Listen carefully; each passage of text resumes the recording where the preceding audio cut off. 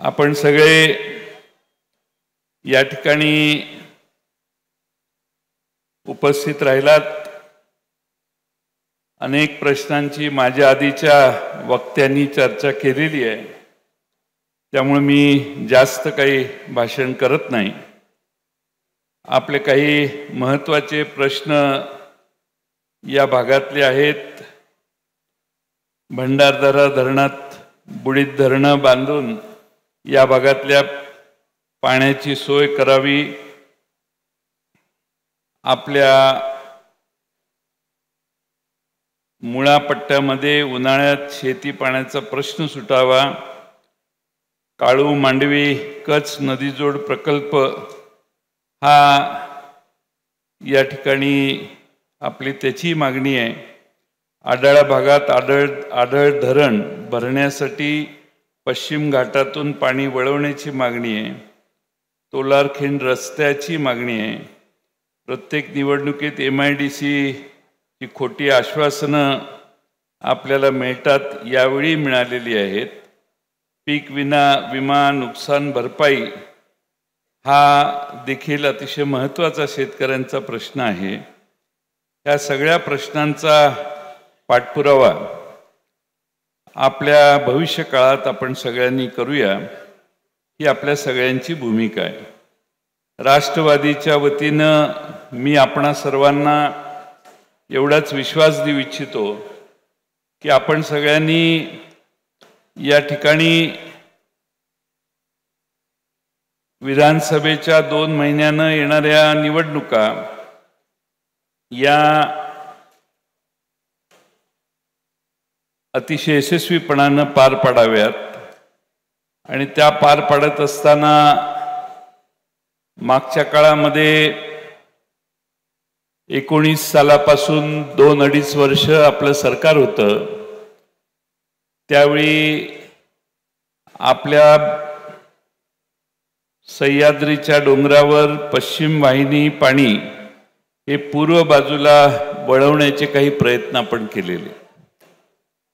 नाशिक जिल्ह्यात हे प्रयत्न केले। आपल्या नगर जिल्ह्यातही काही ठिकाणी योजना आपण प्रस्तावित केल्या। आपल्या भागाला ज्याचा फायदा होईल असं साम्रद आणि तोलारखिंड, साम्रदला जवळपास 634 दशलक्ष घनफूट आणि तोलारखिंडला देखील 638 दशलक्ष घनफूट ही आपल्याला अतिशय महत्त्वाची आणि आपल्या तालुक्याच्या पाण्यात अधिक वाढ करणारी वळण बंधारे आपण त्यावेळी प्रस्तावित केलेले आहेत। त्यामध्ये थोडीशी अडचण ही फॉरेस्टची असल्यामुळं त्याला वेळ लागतोय, पण त्याचा पाठपुरावा आपलं सरकार असताना बऱ्यापैकी आम्ही केला। किंबहुना जलसंपदा मंत्री झाल्यानंतर पवार साहेबांनी जवळपास 3-4 तास काढून वळण बंधारे नाशिक जिल्ह्यातले, नगर जिल्ह्यातले हे कसे करून आपल्याला नाशिक जिल्ह्यात, नगर जिल्ह्यात आणि पुढं आपल्या गोदावरीच्या खोऱ्यामध्ये पाणी नेता येईल याचा बराच गांभीर्यानं विचार केला। आणि पूर्वी काही प्रकल्प झालेले त्याला अधिक गती देण्याचे आदेश आम्हाला दिले आणि त्याची प्रकल्पाची आता बरीचशी प्रगती नाशिक जिल्ह्यात झालेली आहे। आपल्या जिल्ह्यामध्ये थोडंसं जास्त फॉरेस्टमध्ये वन खात्याच्या अडचणीमुळं, त्यांच्या प्रोसिजर वेळ लागल्यामुळं थोडंसं अजून काम थांबलंय अशी माझी माहिती आहे। मी इथे येण्याच्या आधी घेतली। त्यालाही गती देण्याचं काम भविष्य काळात आपलं सरकार जर आलं तर आपण सगळे करू, हा विश्वास मी आपल्या सगळ्यांना देतो। आज या ठिकाणी अतिशय भव्य दिव्य अशी आपण आमची सगळ्यांची मिरवणूक काढली, मोठं स्वागत केलं। आपण सगळे आपल्या येणाऱ्या निवडणुकीत उत्साहानं या मतदारसंघामध्ये आपला उमेदवार निवडून यावा या प्रयत्नात आहात. पाऊस कालपर्यंत झाला, इथं बसायला चिखल होता, पण अमित आणि त्यांच्या सर्व सहकाऱ्यांनी हा मांडव पूर्ण करून खाली भराव करून आपल्याला आज बसण्याची व्यवस्था केली आणि कुठल्याही परिस्थितीत ही सभा यशस्वी करण्याचा प्रयत्न केला. त्या सगळ्याच कार्यकर्त्यांचं आणि अमित भांगरे आणि त्यांच्या सर्व सहकाऱ्यांचे मी आभार मानतो. आज आपण बरेचसे प्रश्न आपल्या सगळ्यांच्या मनात आहेत. देशाचं सरकार घालवत असताना व्यासपीठावर जसे 2 खासदार आज बसलेले आहेत, तसे महाराष्ट्रात 31 खासदार आपण दिल्लीला पाठवले आणि भारतीय जनता पक्षाचा पराभव केला. आज महाराष्ट्रामध्ये आपल्या भारतीय जनता पक्षाला आणि सत्तेत बसणाऱ्या लोकांना लक्षात आलेलं आहे की आपलं सरकार आता पुढच्या काळात येणं शक्य नाही. आणि म्हणून तिघही आमच्या महाराष्ट्र सरकारच्या तिजोरीचं दार बाजूला काढून पाहिजे तशा घोषणा महाराष्ट्रात करतायत. आज जवळपास तिजोरीमध्ये पैसे नसताना सरकार मागणी करतंय RBIला 1.25 लाख कोटी रुपयाचं कर्ज आम्हाला पाहिजे म्हणून.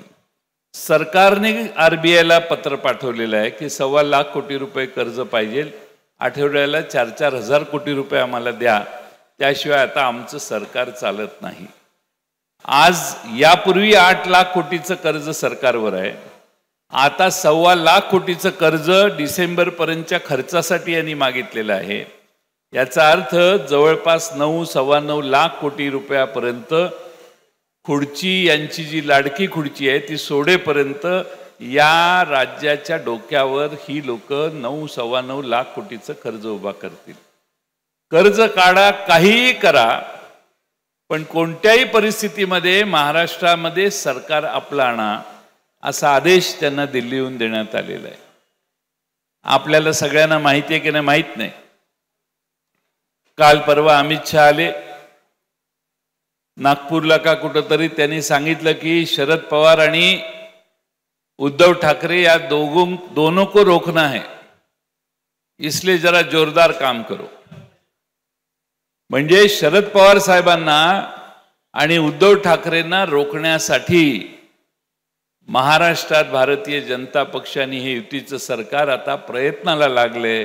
म्हणजे या दोघांच्यामुळं आपलं सरकार जातंय हे आता त्यांनी अप्रत्यक्ष मान्य केलेलं आहे.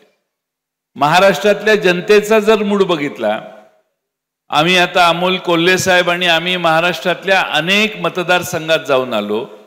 त्या सर्व मतदारसंघामध्ये आज परिस्थिती जशी आज आपण इथं भव्य दिवस स्वागत आम्हा सर्वांचं केलं, जवळपास सगळ्या मतदारसंघात अभावाने 1-2-3 मतदारसंघ सोडले तर प्रचंड मोठ्या प्रमाणामध्ये आमचं स्वागत करून महाराष्ट्रातल्या महायुतीच्या विरोधात लोकांनी आपला संताप व्यक्त केला आहे. आणि लोक मागणी करतात की काही झालं तरी आता महाविकास आघाडीची सत्ता यावी. राष्ट्रवादी आपलं चिन्ह बदललं, तुतारी आली आहे. काल परवा एक भारतीय जनता पक्षाचे नेते मला भेटले काही दिवसापूर्वी आणि ते म्हटले, जयंतराव जाईल तिथं लोक म्हणतात तुतारी हातात घ्या नाहीतर आपलं काही खरं नाही. मी म्हटलं मग नाही लोकच म्हणतात, मी आपली तुम्हाला माहिती सांगतोय. मी म्हटलं मग तुमचं नाही आम्हाला मिळणार नाही, आता तुमचेच आमच्या बोकांडीवर येऊन बसले आहेत त्यामुळे आम्हाला तिकीट मिळणार नाही. लोक म्हणतात की तुतारी घ्या म्हणजे आपलं पवार साहेबांच्या नावाने आपण निवडून येऊन नाहीतर घोटाळा होईल. महाराष्ट्रात हे एक उदाहरण सांगितलं, पण महाराष्ट्रातल्या प्रत्येक मतदारसंघातला कार्यकर्ता म्हणतोय आम्हाला तुतारीवर उभं राहायचंय. पवार साहेबांचा करिश्मा महाराष्ट्रात किती प्रचंड मोठा आहे हे तुम्हाला तर माहितीच आहे, पण महाराष्ट्रातल्या अनेक मतदारसंघात पवार साहेबांच्या बाजूने उभा राहण्यात आज महाराष्ट्रातल्या अनेक मतदारसंघात लोकांची स्पर्धा चालू आहे. आणि म्हणून आम्हा सर्वांना हा विश्वास आहे की उद्याच्या निवडणुकांमध्ये आमची लढाई कुणाबरोबर आहे? आमची लढाई धनदांडग्यांच्या विरोधात आहे. प्रचंड पैसे खर्च करण्याची क्षमता असणाऱ्या लोकांच्या विरोधी आमची लढाई आहे. अनेक वेगवेगळे आमदार घोषणा करतात, माझ्या मतदारसंघात 500 आणले, 800 आणले, 1000 आणले, 2000 आणले, 3000 आणले. या सगळ्यांच्या वर्क ऑर्डर दिल्यात. जे काय होतं ते घेतलेलं आहे. आता तिकडे काम होईल की नाही याची कोणाला खात्री नाही. कारण सरकारने 60,000 कोटी रुपये थकवलेले आहेत. निलेश लंके साहेब, सरकारच थकबाकीत गेले. म्हणजे सरकार थकबाकीत जाऊन महाराष्ट्राची अशी अवस्था केलेली आहे. मला आठवतं युतीचं महाराष्ट्रात सरकार 95 ते 99 होतं. त्यावेळी 99ला सरकार ज्यावेळी गेलं त्यावेळी सरकार चालवणं मुश्किल होतं. सरकारकडे 100 रुपये गोळा व्हायचे, पण सरकारला परतफेड 114 किंवा 113 रुपयाची करायची होती. प्रचंड कर्ज होतं आणि त्यामध्ये महाराष्ट्राची आर्थिक अवस्था फार दुबळी झालेली. दुबळी ज्यावेळी आर्थिक अवस्था होते त्यावेळी महाराष्ट्रातल्या सामाजिक न्याय विभागाचे पैसे काढून घेतले जातात, आदिवासी विभागाचे पैसे काढून घेतले जातात आणि असे सगळे वेगवेगळ्या योजनांना डायव्हर्ट केले जातात. आजही तीच परिस्थिती आहे. आजही महाराष्ट्र सरकार महाराष्ट्रातल्या आदिवासी खात्यातले पैसे काढून पाहिजे तशी उधळपट्टी करतंय, सामाजिक न्याय विभागाचे पैसे काढतंय आणि पाहिजे तशी उधळपट्टी करते. सामान्यपणाने चालू असणाऱ्या दैनंदिन लोकांना आधार देणाऱ्या महाराष्ट्रातल्या सगळ्या योजना ठप्प आहेत. फक्त यांच्या कॉन्ट्रॅक्टरला पैसे मिळावेत म्हणून त्यांच्या योजना कॉन्ट्रॅक्टरचा जो काही टेंडर काढलं असेल त्याला 10%, 15% ॲडव्हान्स देण्यात आज सरकारची ताकद जाते. आणि म्हणून आपल्या सगळ्यांना विधानसभा ज्यावेळी येईल त्यावेळी लक्षात येईल की प्रचंड समोरच्या बाजूने पाऊस पडणार आहे. माझी आपणाकडे अपेक्षा आहे की आपण विचलित न होता आपल्याला जे साध्य करायचे ते यावेळी साध्य केलं पाहिजे. महाराष्ट्रात 288 मतदारसंघ आहेत. त्याचं वाटप महाविकास आघाडीचं आमचं चालू आहे. 30-1 तारखेला त्याच्यावर शिक्कामोर्तब होणार आहे. शिक्कामोर्तब झाल्यानंतर आपल्या वाट्याला जे मतदारसंघ येणार त्याचे उमेदवार आपण त्यानंतर घोषित करणार. मी या ठिकाणी असे उमेदवार जर घोषित करायला गेलो, यांनी मागणी केली तशी, आमच्या महाविकास आघाडीतल्या दुसऱ्या 2 मित्र पक्षांना ऑब्जेक्शन आहे की तुम्ही मग घोषणा करायला लागला तर आम्ही घोषणा करूया का. त्यामुळं काहीतरी तारतम्य बाळगायला पाहिजे, कारण आघाडी टिकवायची आपल्याला. त्यामुळं या मतदारसंघात कुणाला उभं करणार हे जर तुला कळलं नसेल तर तुझ्यासारखा येडा दुनियेत नाही माणूस. तुझ्या बुद्धीची कीव करतो तर जाणारच ना. पण असे समर्थक असले तर आपला प्रॉब्लेम होईल. आपल्याला महाविकास आघाडी टिकवायची आहे. शिवसेना आणि काँग्रेस दोन्ही पक्ष आपल्याला बरोबर घ्यायचे. त्यामुळं त्यांचा सन्मान करत करत आपल्याला ही महाविकास आघाडी चालवायची आहे. म्हणून नाव घेणं आज योग्य नाही. पण महाविकास आघाडीचे निर्णय हे 2-3 तारखेला जातील. आणि दुसरा महत्त्वाचा प्रॉब्लेम असा आहे की आता श्राद्ध पक्ष आहे.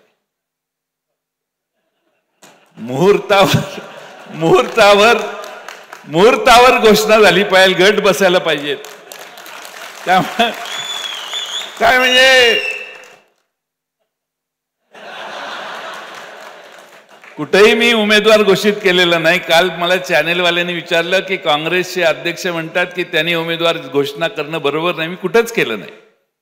एक जामनेरला विधानसभा मतदारसंघ आहे, तिथेही भाषण करताना म्हटलं, एक नवीन ग्रस्त आपल्या तिथले नेते आपल्या पक्षात आलेले आहेत भाजपमधून, त्यांचे मी नाव नाही जाहीर केलं. मी फक्त भाषणात सांगितलं मी त्यांच्या हातात तुतारी दिलेली आहे. नाव जाहीर नाही केलेलं, कारण करू शकत नाही. आणि त्यामुळं आपण मोठ्या संख्येने इथं आला. पवार साहेबांची देखील इथंच मोठी सभा तुम्ही सगळ्यांनी घेतली. एवढ्या मोठ्या प्रमाणामध्ये लोक राष्ट्रवादी शरदचंद्र पवार पक्षाला पवार साहेबांच्या पुण्याईनं स्वर्गीय अशोकराव भांगरे साहेबांच्या प्रयत्नातनं तुम्हा सगळ्यांच्या साह्यातनं आज सहकार्य करताय। मागची विधानसभा कशी झाली त्याचा मी साक्षीदार आहे आणि मागच्या विधानसभेत अशोकरावजी भांगरे साहेबांचा फार चांगला रोल होता, पॉझिटिव्ह रोल होता, ज्याचा मगाशी उल्लेख करण्यात आला। आता त्यामुळं त्यांनी ज्यांना तुम्ही सगळ्यांनी आणि अशोकरावजींनी स्वर्गीय अशोकरावजींनी ज्यांना मदत केली आणि निवडून गेले त्यांनी आपली पार्टी सोडली आणि सत्तेकडे जाणं पसंत केलं। आपल्याला आज स्वर्गीय अशोकराव भांगरे असते तर अशोकराव भांगरेच आपले उमेदवार झाले असते, काही त्यात शंका नव्हती। आणि त्यामुळं या मतदारसंघात तुम्ही सगळ्यांनी पवार साहेबांना मानणाऱ्या सगळ्यांनी ताकद जर लावली तर हा मतदारसंघ 100% राष्ट्रवादीच्या पारड्यात यायला हरकत नाही असं आमचं मत आहे। आणि त्यामुळं मोठमोठे कार्यक्रम, आमचे सगळे मुद्दे डॉक्टर अमोल कोल्हे साहेबांनी तुम्हाला सांगितलेले आहेत। इकडं कांद्याचा शेतकरी या भागात जरा कमी आहे का? पूर्ण आहे। मग कांद्याचं देखील बस्तान कसं उठवलेलं आहे हा मुद्दा मी सांगतो आणि माझं भाषण संपवतो। अहमद शाह अब्दाली याने भारतात आक्रमण केलं, मराठी सेना पानिपतला गेली आणि आपलं तिथं पानिपत झालं, म्हणच पडली पानिपत होईल म्हणून। दुर्दैवाचा प्रसंग होता। ते जर झालं नसतं तर मराठी साम्राज्य हे आसेतू हिमाचल तयार झालं असतं, कारण दिल्ली आपल्या ताब्यात असल्यासारखी त्यावेळी होती। आज पुन्हा एकदा ज्या मार्गानं अहमद शाह अब्दाली आला त्याच मार्गाने अमित शाह यांनी कांदा आणलेला आहे अफगाणिस्तानातून। कांद्याचे दर वाढायला लागले म्हटल्यावर पंजाबमध्ये कांद्याचा लोड काल परवा पोहोचला आणि कांदा आलाय म्हटल्यावर कांद्याचा भाव परत वधारलेला भाव खाली घसरला। या भारतातल्या भारतीय जनता पक्षाची रणनीती कायम ही आहे की देशात शेतीमालाचे दर वाढून द्यायचे नाही। पिळवणूक शेतकरी वर्गाची करायची, पिळवणूक सामान्य कष्टकरी वर्गाची करायची आणि श्रीमंतांचे चोचले हे कायम पुरवण्याचं काम भारतीय जनता पक्ष करते। मागच्या 10 वर्षाचा इतिहास काढला तर या देशात 2च लोक अतिश्रीमंत झाले। या देशामध्ये ठराविक लोकांच्या हातीच या देशातलं पोर्ट, विमानतळ, ठराविक लोकांच्या हातच खाडी, ठराविक लोकांच्या हातातच या देशातल्या व्यवस्था देण्याचं काम मागच्या 10 वर्षात मित्रांनो झालं। म्हणून या देशातली लोक नाराज झाली आणि 400च्या पार जाणारी लोक 240 वर थांबली आणि आमचे डॉक्टर अमोल कोल्हे, निलेश लंके, भगरे गुरुजी अशी सामान्य माणसं, लोकांच्यातली माणसं ही दिल्लीला जाऊन बसली त्यांना जाब विचारायला। आम्ही आपल्याला नेहमी सांगत आलो की आमचे 8 खासदार दिल्लीला गेले ते भारत सरकारला याचा जाब विचारतील। एका बाजूनं कांद्यावरचा निर्यात कर रद्द केला, निर्यात बंदी उठवली, कधी शेतकऱ्यांचा कांदा व्यापाऱ्यांच्या ताब्यात गेल्यावर व्यापाऱ्यांच्यासाठी सगळ्या सोयी करतील। आता व्यापाऱ्यांचा कांदा विकून झाला असेल म्हणून अफगाणिस्तानातून पुढच्या मालाचा दर वाढायला लागला म्हटल्यावर अफगाणिस्तानातून माल भारतात आणला। या देशात महागाई शेतीमालाने वाढते हे आज नाही। मला आठवतं 2014 साली पवार साहेब कृषी मंत्री होते तेव्हा पवार साहेबांच्यावर या लोकांनी हेच आरोप केलेले, शेतीमालाचे दरवर्षी आधारभूत किमती तुम्ही वाढवताय, महागाई वाढते, तुम्ही हे थांबवा। मनमोहन सिंगांच्या नेतृत्वाखालच्या सरकारमध्ये पवार साहेबांनी सांगितलेलं की महाराष्ट्रातल्या, भारतातल्या ग्रामीण भागातल्या शेतकऱ्याच्या हातात पैसे गेल्याशिवाय ग्रामीण भागातली अर्थव्यवस्था विकसित होणार नाही आणि ते करण्यासाठी जाणीवपूर्वक शेतकऱ्याच्या हातात 4 पैसे देण्याचं धोरण आमच्या तेव्हाच्या काँग्रेस राष्ट्रवादीच्या सरकारने अनुसरलेलं होतं. आणि म्हणून आज पुन्हा जी लोक सत्तेत बसली आहेत त्यांनी मागच्या 10 वर्षात साखरेचा दर वाढला, साखर आयात केली, इथेनॉल प्रोडक्शन बंद केलं, कांद्यात कांदा आयात केला, त्याच्या आधी त्याच्यावर टॅक्स बसवला, संत्रा असेल, केळी असतील, बांगलादेशला जाताना कुठलीही मदत शेतकऱ्यांना झाली नाही. असे अनेक प्रश्न शेतकऱ्यांचे या सरकारने, केंद्र सरकारने तयार केले. आणि म्हणून माझी आपणाला विनंती आहे, हे सरकार घालवायचंय. दिल्लीमध्ये आपण या मतदारसंघातनं लोकसभेला उमेदवार पाठवत असताना तुम्ही या देशातल्या सत्तेला रोखण्याचं काम केलं, पण तरी देखील नितीश कुमार आणि चंद्राबाबूंचा टेको घेऊन मोदी साहेबांनी परत सरकार स्थापन केलं. जगाच्या पाठीवर आणि भारतामध्ये नितीश कुमार यांना पलटूराम म्हणतात. पलटूराम कधी घडी पलटेल सांगता येत नाही. चंद्राबाबूची देखील तीच अवस्था आहे. म्हणून माझ्यासारख्या कार्यकर्त्याची आशा आहे की पुढच्या वर्षभरात ही दोघंही पलटी मारतील आणि पुन्हा आपलं सरकार दिल्लीत येईल. पण ते मारतील, मग काहीतरी होईल. त्याच्या आधी आपल्याला एक काम करायचं. मुंबईचं सरकार, महाराष्ट्राचं सरकार हे जर आपण घालवलं तर मला वाटतं की या देशातल्या भारतीय जनता पक्षाच्या दिल्लीच्या सरकारला हा शेवटचा धक्का बसेल. उद्याच्या निवडणुकीत आपण या मतदारसंघातून महाविकास आघाडीचा तुतारी वाजवणारा पुरुष हा जो आमचा सिंबॉल आहे त्याच्या मागे जर उभा राहिला आणि इथला आमदार महाविकास आघाडीला दिला तर त्याची भर, त्याचा धक्का इथं मुंबईचं सरकार जाण्यात होईलच होईल, पण दिल्लीचं मोदींचं सरकार देखील त्यानंतर 6 महिन्यात कोसळल्याशिवाय राहणार नाही. आणि म्हणून माझी आपणाला विनंती आहे की उद्याचं मतदान तुमचं जास्त महत्वाचं आहे. आता तिजोरीचं दार मोकळं केलेलं आहे. आमच्या भगिनींना आता काही पैसे द्यायला लागलेत. जरूर घ्या, आमचा त्याला विरोध नाही. उलट आमचं सरकार आल्यावर त्या योजनेच्या पेक्षा चांगली योजना आम्ही तुमच्यासाठी देऊ, तुम्ही काही चिंता करू नका. पण हे देण्याचं जे काम चाललंय ते देण्यास असताना घेणारी आमची लाडकी बहीण म्हणते की हे सगळं ठीक आहे, पण माझी सुरक्षितता बघा.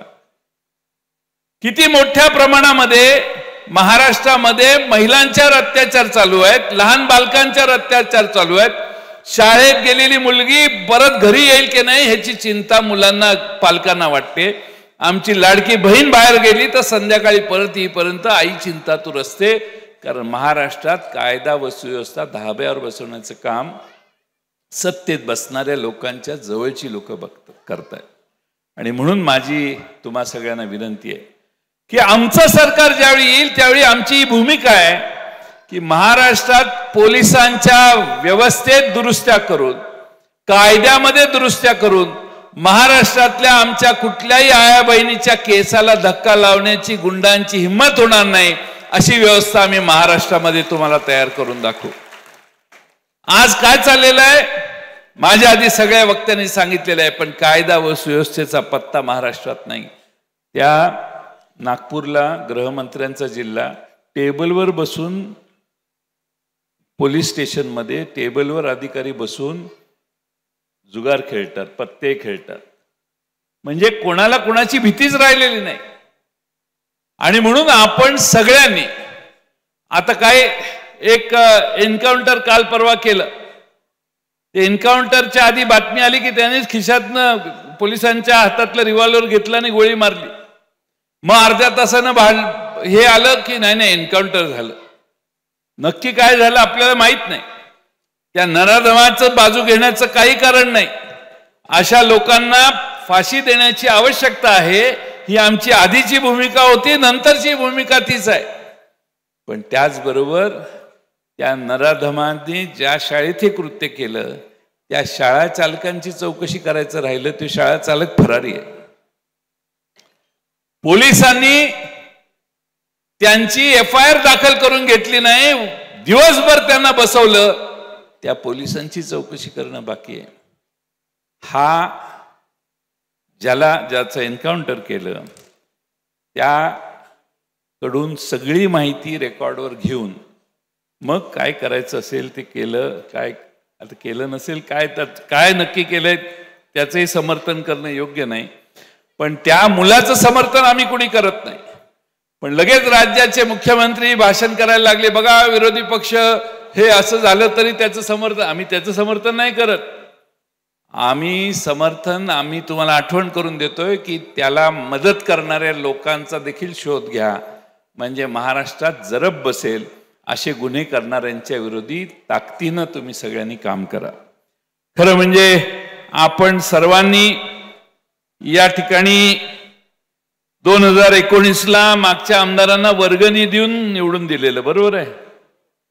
मागच्या वेळच्या आमदारांना वर्गणी गोळा केली होती तुम्ही. पैसे कोणी दिले असतील त्यांनी हात वर करा, मागच्या वेळी दिलेले.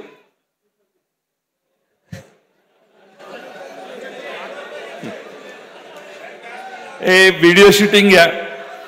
या सगळ्यांनी आता अमितला पैसे दिले पाहिजेत. या सगळ्यांनी अमितला पैसे द्यायचे. अमितला एका अपंग तरुणाने इथं येऊन चेक दिलेला आहे 10,000 रुपयाचा, 11,000 रुपयाचा. त्या अपंग तरुणाचे मी मनपूर्वक आभार मानतो. शेवटी आपल्याला लढायचंय ते सगळ्या मार्गाने पैसे गोळा करणाऱ्यांच्या विरोधात लढायचंय. आपली लढाई धनशक्तीच्या विरोधी आहे. समोर दिसणाऱ्या उमेदवाराच्या माग जे आहेत त्यांनी लय गोळा केलेला आहे. एवढं गोळा केलेलं आहे की एवढे खर्च या एका मतदारसंघात 15-15 कोटी रुपये, 20-20 कोटी रुपये खर्च करायची तयारी आहे. पण लोकसभेला हे सगळं करून झालं. लय जनता हुशार आहे. आपल्या महाराष्ट्रात एवढी अकोले तालुक्यातल्या जनते एवढी हुशार माणसं पृथ्वीवर सापडणार नाहीत. त्यामुळे तुमचा काय फायदा होत असेल आपलं काय ऑब्जेक्शन नाही. पण सकाळी उठून तुतारीच फुंकायची हे विसरू नका. आणि एकदा तुतारीचा अमितकरण सुरू झाला, मी डोळ्याने बघितलंय. एकदा हे निलेश लंकेंना अनुभव आहे, अमोल कोल्हेंना अनुभव आहे. एकदा तुतारी वाजायला लागली मतदारसंघात, ती कोणाच्याही ने थांबत नाही. ती इतकी जोरात चालते. ही तुतारी विकासाची आहे. ही शाहू फुले आंबेडकरांचा विचार जपणारी आहे. ही तुतारी आमच्या आया बहिणींचं संरक्षण करण्यासाठी आहे. आणि ही तुतारी आमच्या युवकांच्या हाताला काम देण्यासाठी आहे. आणि म्हणून तुतारी या मतदारसंघात तर वाजवालच तुम्ही. तर अमितने मगाशी जे भाषण केलं आणि समस्या सांगितल्या, देशमुखांनी जे भाषण केलं आणि समस्या सांगितल्या, इथं उद्योग उभा करण्यासाठी, इथं दुधाचे दर चांगले देण्यासाठी, इथल्या बाळ हिरड्याला चांगल्या पद्धतीचा दर देण्यासाठी आम्ही आमचं नवं सरकार येईल त्यावेळी व्यवस्था करून दाखवू. जे या मागच्या 2, 2.5, 3, 4, 5 वर्षात राहिलेलं आहे त्या सगळ्या गोष्टी करण्याचं काम आमच्या या अकोले विधानसभा मतदारसंघासाठी आम्ही करून दाखवू. या भागात इतकं पर्यटनाचं निसर्ग सौंदर्य आहे, मला वाटत नाही की कुणी काश्मीरला जावं. तुम्ही डॉक्टर साहेब आज मुक्काम इथं करायला पाहिजे होता, पण आम्ही एके ठिकाणी मुक्काम केला. मी आणि आमचे सुनील भुसारा साहेब आश्चर्यचकित झालो. इतका निसर्ग जर या भागात असेल तर कुणी कुठं लांब जायची गरज नाही. आणि म्हणून या मतदारसंघात पर्यटन म्हणून या मतदारसंघाची निवड करून या मतदारसंघाला पर्यटनाचे देखील जास्तीत जास्त निधी देण्याचं काम करू. आम्ही रस्त्यावरून आलो, रस्ते काय इतके पैसे आले, कुठे गेले? पैसे आले पण रस्ते काय फारशी चांगली अवस्था नाही आहे. ते तर वेगळंच प्रकरण आहे. ज्याच्या मतदारसंघात पैसे दिलेत त्याला 20%, 25%, 30% घ्यायचा अधिकार. तू तिकडं चर कुरण, पण आम्हाला मुंबईत येऊन काही त्रास देऊ नको, असला हा प्रकार आहे. आणि त्यामुळं आपल्याला हे भ्रष्ट सरकार घालवण्यासाठी तुम्हा सगळ्यांचा ताकद, सगळ्यांचा आशीर्वाद हा आम्हा सगळ्यांना पवार साहेबांच्या राष्ट्रवादी काँग्रेसला देण्याचं काम आपण करावं.